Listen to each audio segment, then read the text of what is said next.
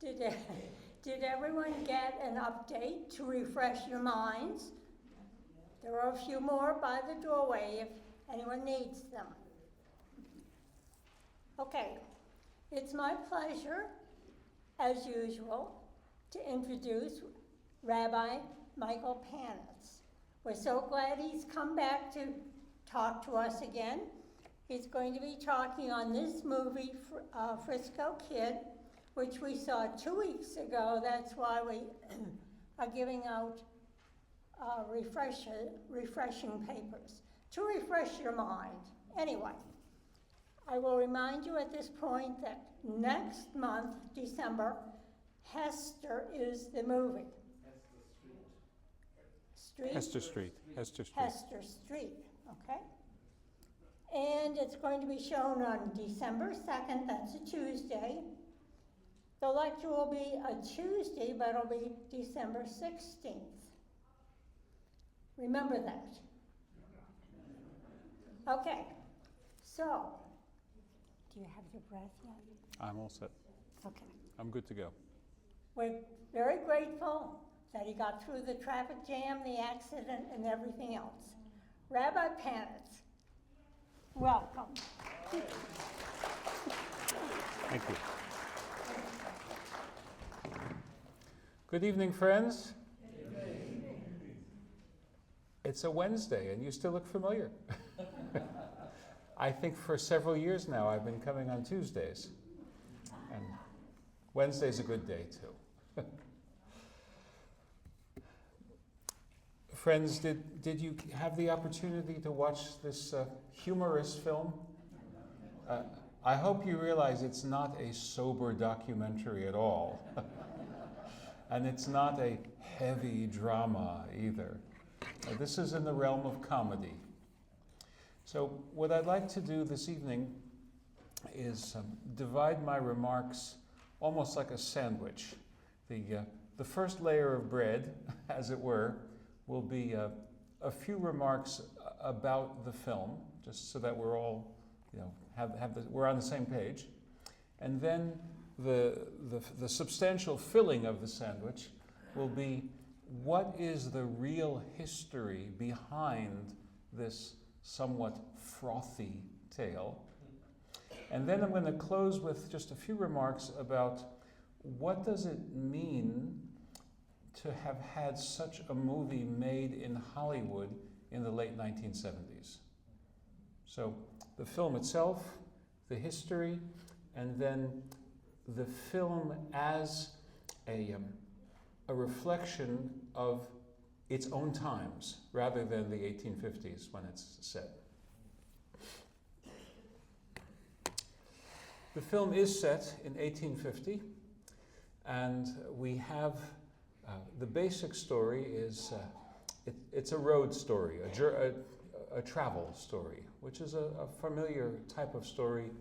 Usually people set out on a road, they are transformed by their journey. They arrive at their destination having revealed new depths of their character. It's a very familiar type of story. It goes all the way back to Homer's Odyssey. It's one of the oldest stories ever told, and it somehow has continually enthralled storytellers, including visual storytellers, movie makers. The road movie is very common. You may remember Bob Hope and Bing Crosby did a whole series of On the Road to Here and On the Road to There. Very familiar genre, both for serious drama and also as a vehicle for comedy. So what is the road here? Not the road not taken, but the road yes taken. The road from Philadelphia to San Francisco, which I suspect is longer than our young Rabbi Avraham Belinsky ever thought it would be. After all, what did he know about America? In the movie, and I will explain to you that this is historically an impossibility, we have a rabbi from the Polish, Lithuanian, Belarus part of Europe who comes to serve this congregation, newfound congregation in California. that never happened and never would have happened, as I will explain. Nonetheless, the rabbi is a kind of a stock figure. He looks like a chassid, basically, although in the movie he thinks that the Amish are his fellow chassidim, which is one of the delightful bits of humor. So his story is he lands in Philadelphia, or as he says it, the city where everybody loves his brother. Philadelphia, city of brotherly love, right? The city where everybody loves his brother. And he's immediately scammed, right? He's scammed by the villains of the film who get him on their buckboard wagon, and a few miles out of town, as it turns out in Pennsylvania Dutch country, they beat him, they rob him, they strip him down to his long john underwear, right? And they heave him out of the wagon. That's where, in a sense, it really begins. Because if you think about it, the credits start rolling at that point. Everything that is like before the credits. So, in this journey, he somehow learns how to be an American. That's really his journey. In a rather eccentric, unusual way, his tutor in how to be an American is none other than a bank robber, played by a very young Harrison Ford, right? Where we're used to him as an older actor, right? Playing a whole variety of important roles. But here he is as quite a young actor, playing a bank robber, Tom Lillard. Tom has never met a rabbi, and Avram Belinsky has certainly never met anyone like Tom. They somehow make it all the way across the continent. You know, how they avoided the fate that affected the ill-famed Donair party, if you remember that from your history, I don't know. I mean, there's a point where they look like they're going to freeze to death. Right? There's a point that they might even starve. Remember how they catch 3 fish, and each one has one, and the rabbi says, I'll wrestle you, or I'll fight you for the next one, which is, ludicrous. But he's very hungry. And all sorts of wonderful things happen to them. They're captured by Native Americans. At one point, well, actually, I want to stop on that and tell you that's my favorite part of it. Where this is my favorite part of the whole film, where it's a drought, and the Native Americans are doing their rain dance. And it ends up that our rabbi teaches them the hora, which is a Jewish folk dance, as if it's like a Jewish summer camp or something like that. But my very favorite part is where the Indian chief, who's a kind of like a world-wise, weary man, right? He's seen it all. Nothing impresses him anymore. And he says to the rabbi, "So can your God make rain?" And the rabbi has a vigorous, "Oh no, he doesn't do that. That's not what he does. He softens the human heart. He makes what seems impossible possible." And it's a whole beautiful sermon. And then crash, thunder, rain. And our rabbi says, and sometimes, just like that, he changes his mind. That's my favorite part. He begins eating these, I think they're like hallucinogenic little gall nuts or something like that, and he has too many of them, and before you know it, he blacks out. So where does he wake up? He wakes up in a convent. And you got to realize what it would be like for a person like that to see a cross on the wall. He doesn't know how to deal with the code of silence in what must be a Trappist monastery. All sorts of wonderful, funny things happen. Finally, they get to the Pacific, and sure enough, the bad guys are there again. And they have a terrible showdown, and our rabbi has to discharge a weapon to save Tommy's life. And he thinks, I've just disqualified myself forever from being a rabbi. So he tries to disguise himself as not the rabbi, and that doesn't work either. You've seen it? Will it spoil if I give you the ending?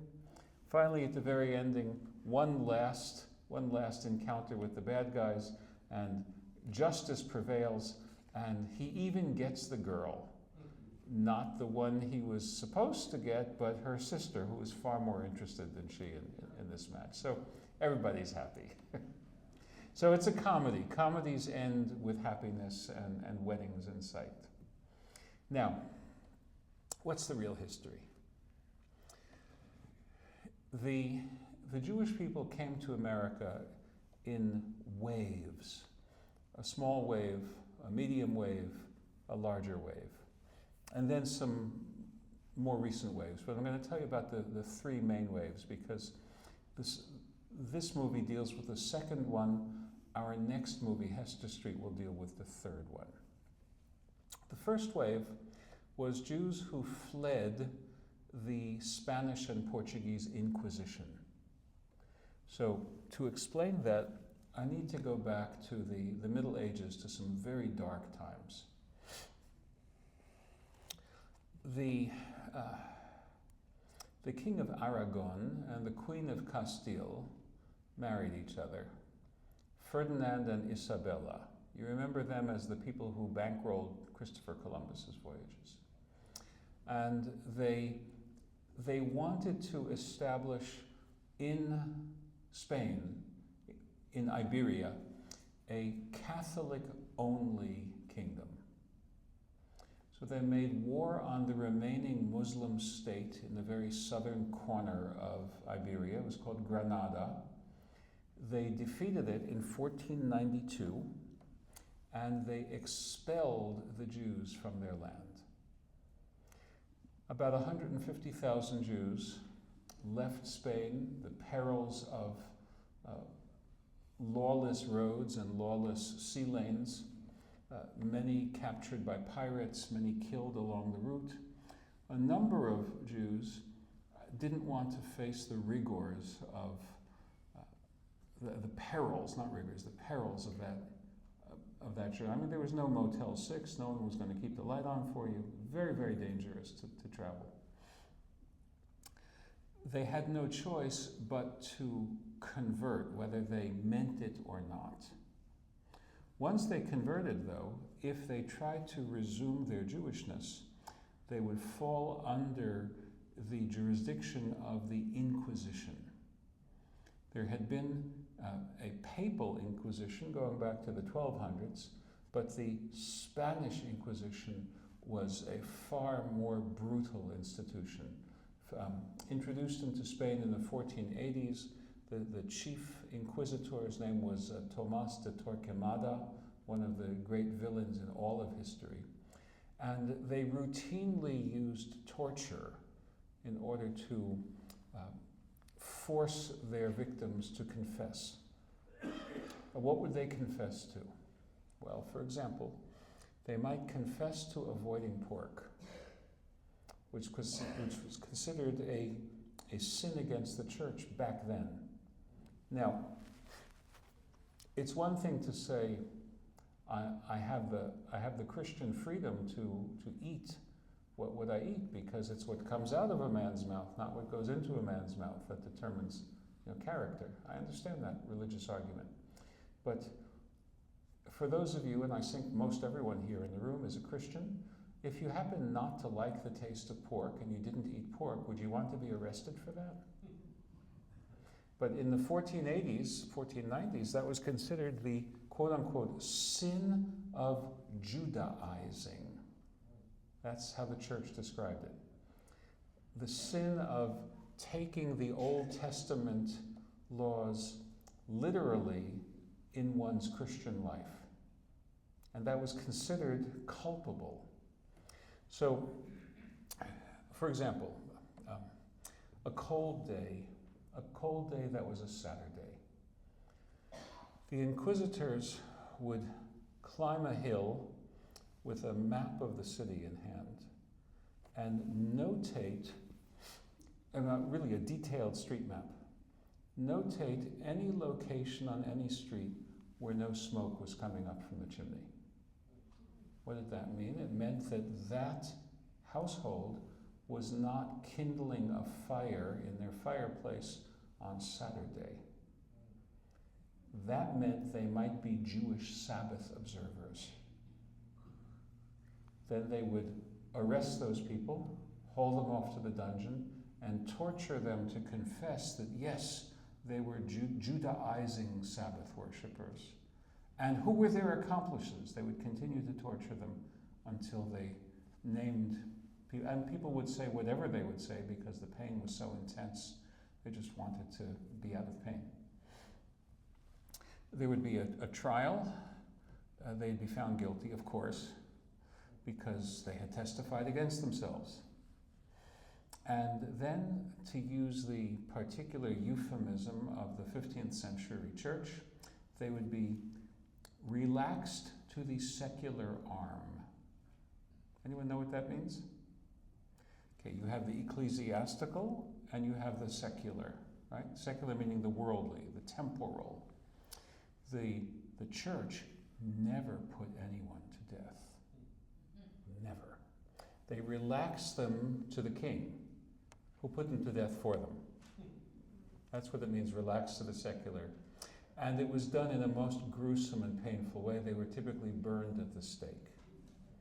I don't know if you've ever seen the movie The Name of the Rose, it's a medieval murder mystery.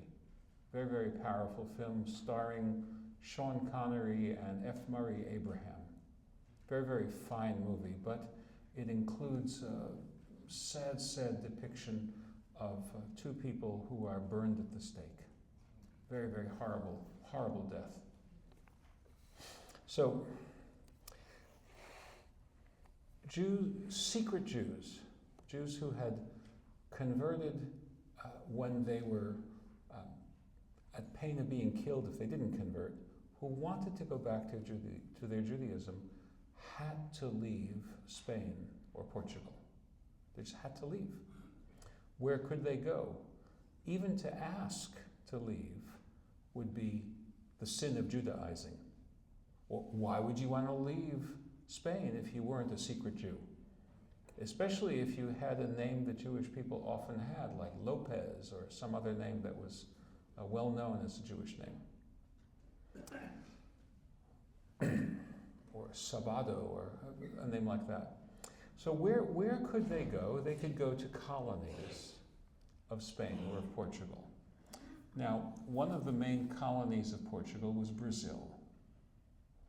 So these colonies were always looking for colonists. They were always short on manpower. So Jewish people trying to get away from the Inquisition would go to Latin America if they could.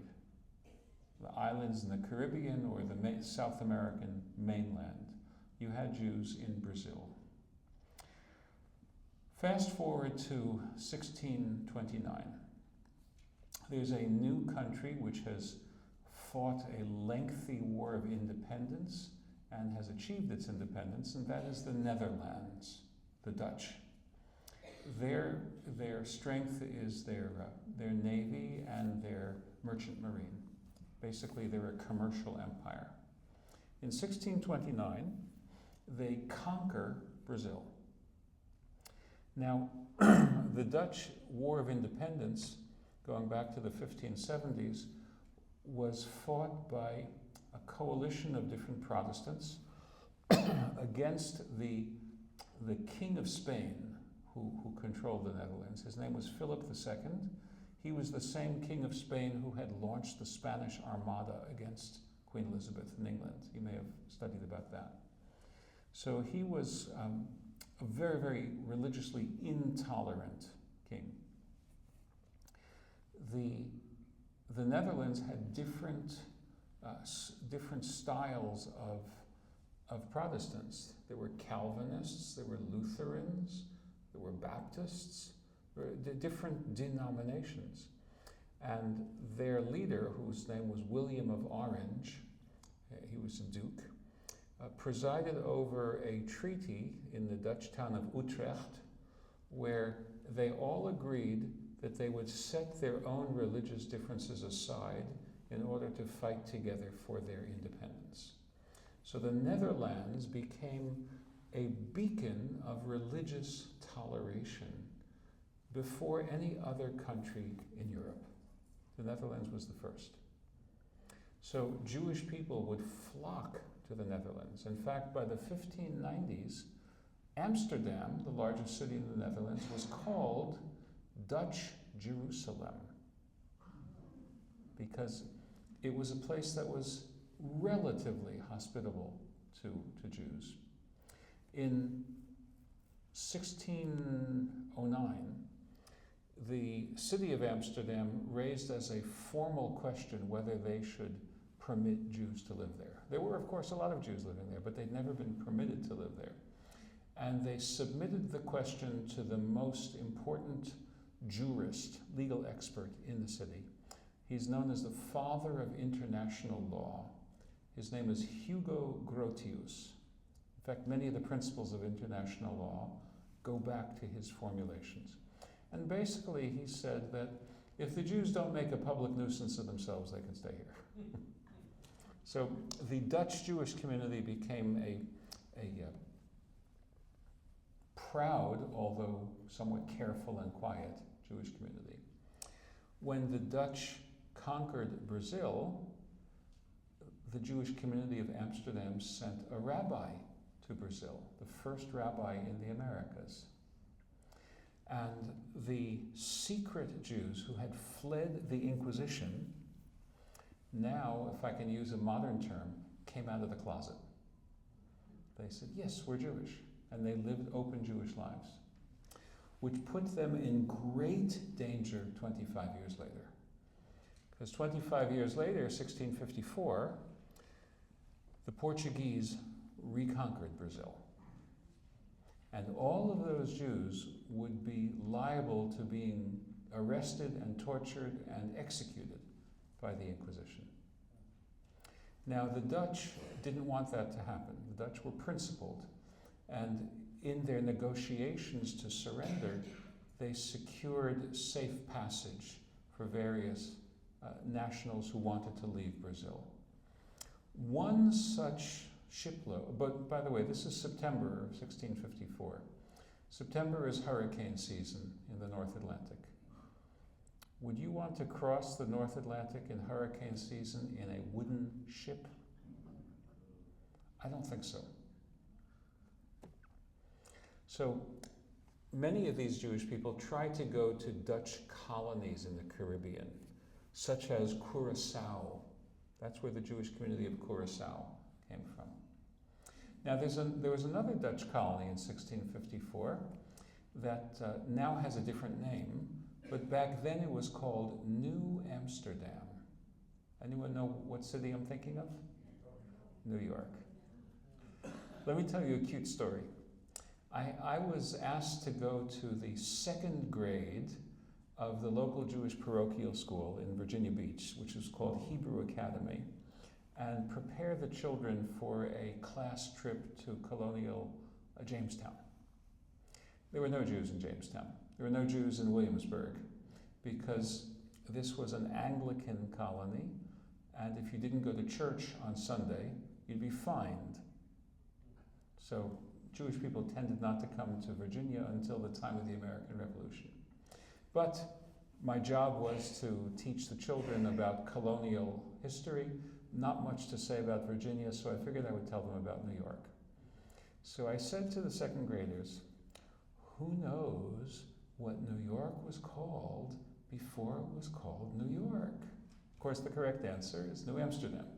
Nobody knew the answer. I didn't expect that. They're second graders. One little boy, whose father is a movie maker, raised his hand. He said, the Big Apple. That was his answer. So, New Amsterdam is about to enter our story. One shipload of Jewish refugees leaves Brazil and is attacked by a pirate ship. The pirate ship commandeers the other ship and promptly robs every passenger of everything they own. This is like a story from Indiana Jones. The pirate ship is then captured by a French warship.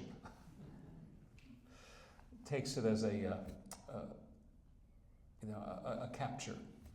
But it doesn't want to spend any money transporting the Jewish refugees any farther than necessary.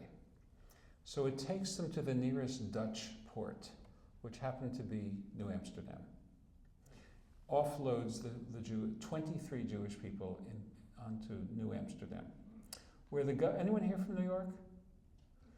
Do you remember the name Peter Stuyvesant? Yeah. Okay, you probably remember that it was a very prestigious high school, Peter Stuyvesant High School. Housing. Stuyvesant Housing, that's right. Peter Stuyvesant was not the mayor, he was the governor of this Dutch colony. He didn't want to let the Jews in. And here's his argument, you're going to love it, because Americans who haven't wanted immigrants have used the same argument ever since. Peter Stuyvesant said, "We already have too much diversity here. And it's very difficult. The Calvinists hate the Lutherans, and the Lutherans hate the Calvinists. And you want me to add Jews to that mix? Too much diversity already." However, the Dutch East India Company, which ran the whole show, overruled him. They said to him, "These refugees are merchants of the Portuguese nation." That was their term for them. "They've suffered great financial loss. You are instructed to let them stay. But they're not allowed to go on welfare. They have to take care of their own poor."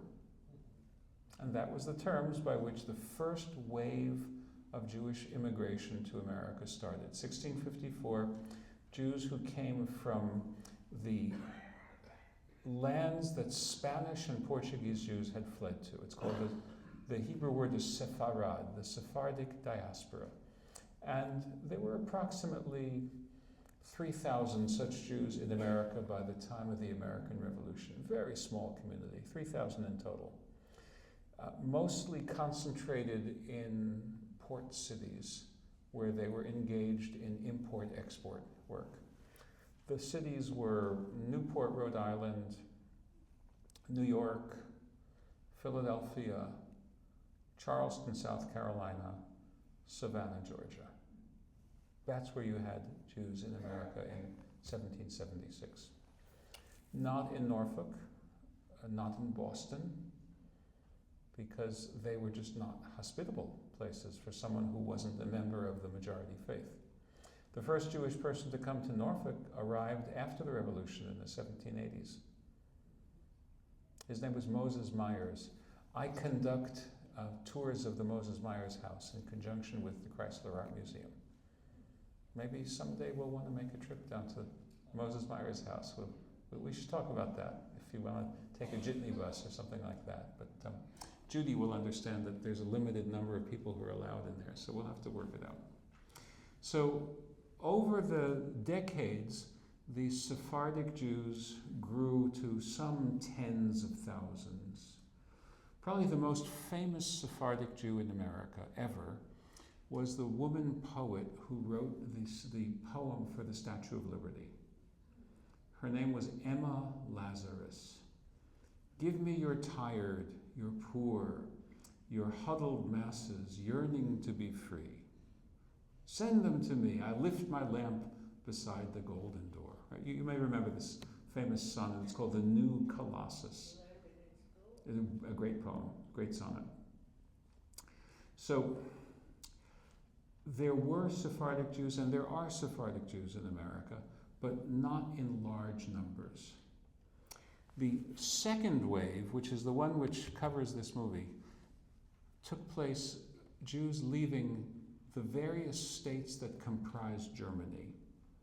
Remember, Germany was not united to become one country until 1871. And that was the work of the politician and diplomat Otto von Bismarck. You might remember that name. He worked for the King of